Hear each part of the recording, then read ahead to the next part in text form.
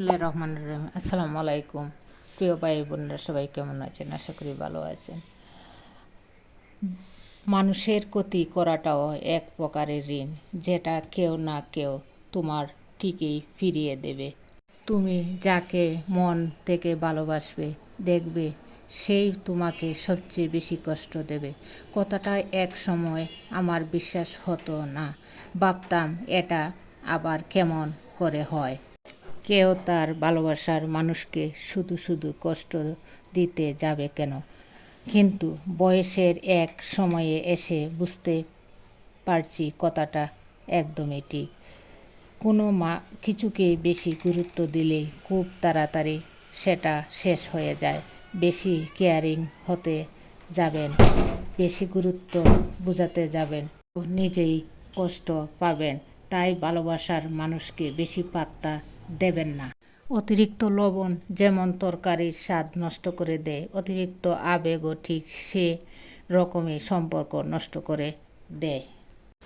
আর তাছাড়াও সম্পর্কে গুরুত্ব দুজনকেই বোঝাতে হবে। সেটাকে বাঁচিয়ে রাখতে হলে দুজনকেই একে অপরের প্রতি বিশ্বাস রাখতে হবে। কারো একার চেষ্টায় কোনো সম্পর্ক কোনো দিন টেকে না। মনে রাখবেন, সব ভালোতে ভালোবাসা থাকে না, আর সব ভালোবাসায় ভালো থাকা যায় না। দোষটা তো কাটার নয়, কাটা তো তার নিজের জায়গাতেই থাকে। আমরা নিজেরাই তো তার উপর পা রাখি। দুটি জিনিস প্রকাশ করা উচিত নয়, কষ্ট, ভালোবাসা। কারণ কষ্ট প্রকাশ করলে হাসির পাত্র হবেন, আর ভালোবাসা প্রকাশ করলে অবহেলার পাত্র হবেন। মনে রাখবেন, এই পৃথিবীতে পরকে আপন বানানোটা অতটা মুশকিল নয় যতটা মুশকিল আপনকে আপন বানিয়ে রাখা।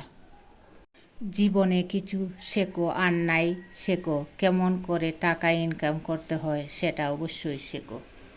তোমার কাছে টাকা থাকলে তুমি অনুষ্ঠানের প্রধান অতিথি, টাকা থাকলে তুমি গ্রামের প্রধান, টাকা থাকলে তুমি বিশিষ্ট সমাজ সেবক, টাকা থাকলে তুমি জনগণের নেতা, টাকা থাকলে তুমি গরিবের বন্ধু, টাকা থাকলে তুমি মা বাবার দায়িত্বশীল ছেলে, টাকা থাকলে তুমি শ্বশুর বাড়ির আদরের জামাই।